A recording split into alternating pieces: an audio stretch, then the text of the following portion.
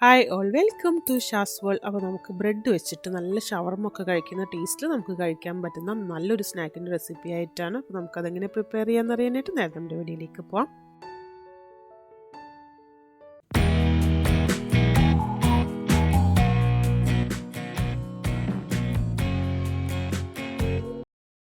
നമ്മൾ ആദ്യം തന്നെ ചിക്കൻ്റെ ഒരു മാരിനേഷൻ റെഡിയാക്കി എടുക്കുന്നത്. അതിനായിട്ടൊരു ബൗളിലേക്ക് കുറച്ച് ഉപ്പ്, 1 ടീസ്പൂൺ നല്ല ജീരകപ്പൊടി, 1.5 ടീസ്പൂൺ കാശ്മീരി ചില്ലി പൗഡർ, ഒരു 1/2 ടീസ്പൂൺ ജിഞ്ചർ ഗാർലിക് പേസ്റ്റ്, അതുപോലെ തന്നെ ഒരു 1.5 ടീസ്പൂൺ യോഗേർട്ട് നല്ല കട്ടിയുള്ള തൈരാണ് കൊടുത്തിട്ടുള്ളത്, ഒരു പകുതി ചെറുനാരങ്ങയുടെ നീരും കൂടെ ഒഴിച്ചു കൊടുത്തിട്ടുണ്ട്.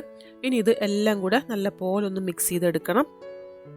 ഇനി ഇതിലേക്ക് നമ്മൾ ചിക്കൻ ഇട്ട് കൊടുക്കണം. ഞാനിപ്പം ഏകദേശം ഒരു 200 ഗ്രാം ചിക്കനാണ് എടുത്തിട്ടുള്ളത്. എല്ലില്ലാത്ത ചിക്കൻ മാക്സിമം ചെറിയ പീസായിട്ട് കട്ട് ചെയ്തിട്ട് അത് നമുക്കിതിലേക്ക് ഇട്ട് കൊടുക്കണം. അത് ചിക്കനിൽ നല്ലപോലെ മസാല തേച്ച് പിടിപ്പിക്കുന്നുണ്ട്. സമയം ഉണ്ടെങ്കിൽ നമുക്കൊരു അരമണിക്കൂർ റെസ്റ്റ് ചെയ്യാനായിട്ട് വെക്കുന്നത് നല്ലതാണ്. ഞാനിപ്പോൾ എന്തായാലും ഇപ്പം തന്നെ ഫ്രൈ ചെയ്തെടുക്കുകയാണ്. അപ്പോൾ നമ്മളിപ്പോൾ ഇത് ഷാലോ ഫ്രൈ ആണ് ചെയ്യുന്നത്. വളരെ കുറച്ച് ഓയിലാണ് ഫ്രൈ ചെയ്തെടുക്കുന്നത്. അപ്പോൾ ഒരു പാനിലേക്ക് ഒരു 2 ടേബിൾ സ്പൂൺ മാത്രം ഓയിൽ ഒഴിച്ചു കൊടുത്തിട്ടുള്ളൂ. അത്രയും ഓയിൽ മതി. ഇനി ഇതിലേക്ക് നമ്മൾ മാരിനേറ്റ് ചെയ്ത് വെച്ചിട്ടുള്ള ചിക്കൻ മുഴുവനായിട്ട് ഇട്ട് കൊടുക്കണം. എന്നിട്ട് നമുക്കൊന്ന് ഫ്രൈ ചെയ്തെടുക്കണം. ഇപ്പോൾ ഞാൻ ചിക്കൻ ഒന്ന് ഫ്രൈ ചെയ്ത് എടുത്തിട്ടുണ്ട്. എന്നിട്ട് നമുക്കിതോടെ മാറ്റി വെക്കാം. എന്നിട്ട് നമുക്കിനി ഇതിലേക്കുള്ള ബാക്കി കാര്യങ്ങളും കൂടി ഒന്ന് റെഡിയാക്കി എടുക്കണം. ഇനിയിപ്പോൾ നമുക്കിതിലേക്കുള്ളൊരു സോസ് റെഡിയാക്കി എടുക്കണം. അതിനായിട്ടിപ്പോൾ ഞാൻ ഏകദേശം ഒരു 1/2 കപ്പ് മയോണൈസ് എടുത്തിട്ടുണ്ട്. ഇതിലേക്ക് ഒരു 2 ടേബിൾ സ്പൂൺ ടൊമാറ്റോ കെച്ചപ്പും കൂടെ ഒഴിച്ചു കൊടുക്കണം. ഇതെല്ലാം കൂടെ നല്ല പോലെ ഒന്ന് മിക്സ് ചെയ്തെടുക്കണം. അപ്പോൾ ഈ ഒരു സോസാണ് നമ്മളിതിലേക്ക് യൂസ് ചെയ്യുന്നത്.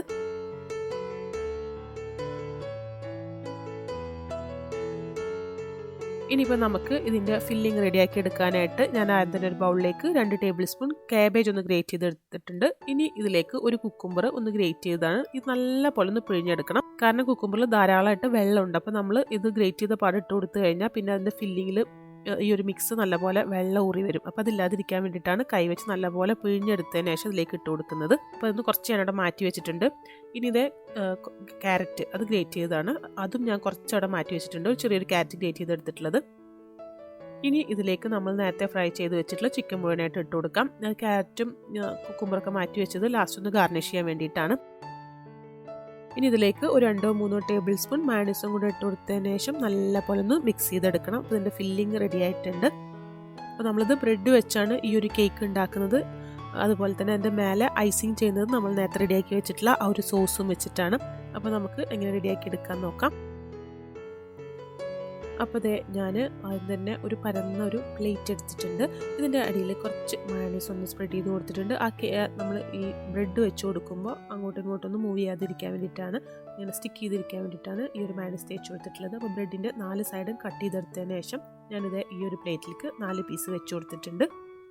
ഇനി ഇതിൻ്റെ മേലെ വേണം നമുക്ക് ആ ഒരു നമ്മൾ നേരത്തെ റെഡിയാക്കി വെച്ചിട്ടുള്ള ഫില്ലിങ് വെച്ച് കൊടുക്കാനായിട്ട്. ഓൾറെഡി ഇപ്പം ഈ ഒരു ഫില്ലിങ്ങിൽ മയോണൈസ് ഉള്ളതുകൊണ്ട് തന്നെ ഞാൻ വീണ്ടും ഇതിലേക്ക് മയോണൈസോ സോസ് ഒന്നും ആഡ് ചെയ്ത് കൊടുക്കുന്നില്ല. അപ്പോൾ ഇതിൽ മൊത്തമായിട്ട് ആ ഒരു ഫില്ലിങ് സ്പ്രെഡ് ചെയ്ത് വെച്ച് കൊടുക്കണം.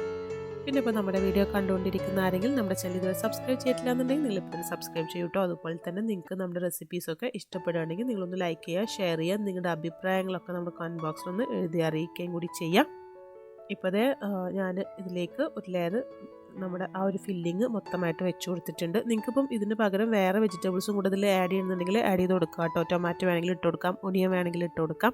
എന്നിട്ട് ഇതൊന്ന് എല്ലാ ഭാഗത്തേക്കും നമുക്കൊന്ന് സ്പ്രെഡ് ചെയ്ത് കൊടുക്കാം. ഇനി നമുക്ക് ഇതിൻ്റെ മേലെ വീണ്ടും നമ്മൾ നേരത്തെ ചെയ്ത പോലെ തന്നെ ബ്രെഡ് ഒന്ന് വെച്ച് കവർ ചെയ്തെടുക്കണം. അപ്പോൾ വീണ്ടും ഒരു 4 പീസ് ബ്രെഡ് ഞാൻ സൈഡൊന്ന് കട്ട് ചെയ്ത് വെച്ചിട്ടുണ്ട്. അതിൻ്റെ മേലെ വെച്ച് കൊടുക്കാം. ഇനിയിപ്പോൾ ഇതിനകത്തേക്ക് ഞാൻ ഒരു ലെയറും കൂടെ നമ്മൾ നേരത്തെ റെഡിയാക്കി വെച്ചിട്ടുള്ള ആ ഒരു ഫില്ലിംഗ് ഒന്ന് സ്പ്രെഡ് ചെയ്ത് കൊടുക്കുകയാണ്. എല്ലാ ഭാഗത്തേക്കും ഒരേപോലെ ഒന്ന് ഫില്ല് ചെയ്തെടുക്കാം. ഇനിയിപ്പോൾ ഞാൻ വീണ്ടും ഇതിൻ്റെ മേലെ സൈഡൊക്കെ ഒന്ന് കട്ട് ചെയ്തിട്ടുള്ള ആ ഒരു ബ്രെഡ് 4 പീസും കൂടെ ഒന്ന് വെച്ച് കൊടുക്കുന്നുണ്ട്. നമുക്കിതുപോലെ എത്ര ലെയർ വേണമെങ്കിലും ചെയ്തെടുക്കാം. ഞാനിപ്പോൾ ഇതിൻ്റെ ഉള്ളിൽ 2 ലെയറാണ് ഫില്ലിങ് വെച്ച് കൊടുത്തിട്ടുള്ളത്. ഇനി നമുക്കിതിൻ്റെ സൈഡൊക്കെ ഒന്ന് എല്ലാ ഭാഗം ഒരുപോലെ ആക്കിയെടുക്കാനായിട്ട് പുറത്തേക്കിനെ പ്രൊജക്റ്റ് ചെയ്ത് നിൽക്കുന്ന ഈ ഒരു ബ്രെഡിൻ്റെ പീസൊക്കെ ഒന്ന് കട്ട് ചെയ്ത് കൊടുക്കണം. എല്ലാ സൈഡും ഒരുപോലെ ആക്കണം. നമുക്കത് ഐസിങ് ചെയ്തെടുക്കാൻ വേണ്ടിയിട്ടാണ്. അല്ലാന്നുണ്ടെങ്കിൽ നമ്മളത് ഷേപ്പ് ചെയ്തെടുക്കുമ്പോൾ ഐസിങ് ചെയ്തെടുക്കുമ്പോൾ പിന്നെ അങ്ങോട്ടും ഇങ്ങോട്ടൊക്കെ പോവും. ഇപ്പോൾ പുറത്തേക്ക് ഇങ്ങനെ പ്രൊജക്റ്റ് ചെയ്ത് നിൽക്കുന്ന ആ ബ്രെഡൊക്കെ ഞാനൊന്ന് കട്ട് ചെയ്തെടുത്തിട്ടുണ്ട്.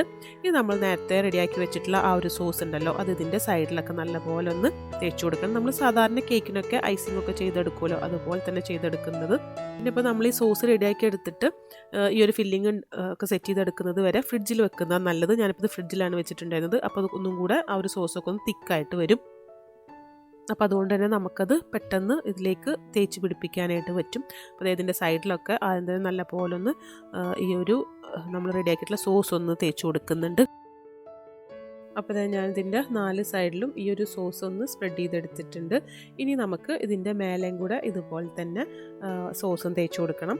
മൊത്തം ആ ഒരു ബ്രെഡ് ഒന്ന് കവർ ചെയ്യുന്ന രീതിയിൽ നമുക്ക് നല്ല പോലെ ഈ ഒരു സോസ് എല്ലാ സൈഡിലും ഒന്ന് സ്പ്രെഡ് ചെയ്തെടുക്കാം. എന്നിട്ട് നമുക്കൊന്ന് ഗാർണിഷ് ചെയ്യണം. നമുക്ക് ഇഷ്ടമുള്ള രീതിയിൽ ഗാർണിഷ് ചെയ്തെടുക്കാവുന്നതേ ഉള്ളൂ. ഞാനിപ്പോൾ ഇതിനകത്ത് വെച്ചിട്ടുള്ള ആ ഒരു വെജിറ്റബിൾസൊക്കെ വെച്ച് തന്നെയാണ് ഇത് ഗാർണിഷ് ചെയ്യാൻ പോകുന്നത്.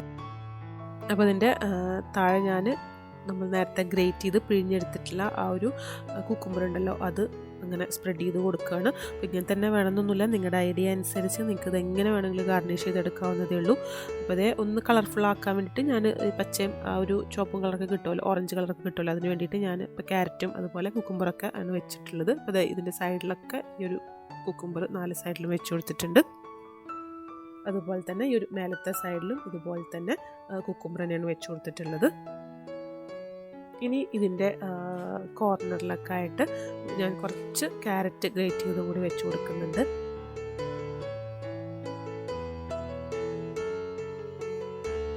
ഇതിപ്പോൾ കുട്ടികൾക്കൊക്കെ നോമ്പ് തുറക്കുന്ന സമയത്തൊക്കെ ഉണ്ടാക്കി കൊടുക്കുകയാണെങ്കിൽ നല്ല ഇഷ്ടത്തോടു കൂടെ കഴിക്കും. കാരണം അവർക്ക് ഈ സോസും അതുപോലെ മയണൈസൊക്കെ ഇഷ്ടപ്പെടും. പിന്നെ അത് കേക്കിൻ്റെ ഒക്കെ ഷേപ്പിലിരിക്കുമ്പോൾ അതൊക്കെ കട്ട് ചെയ്ത് കഴിക്കാനും അവർക്ക് പ്രത്യേക ഇഷ്ടമായിരിക്കും.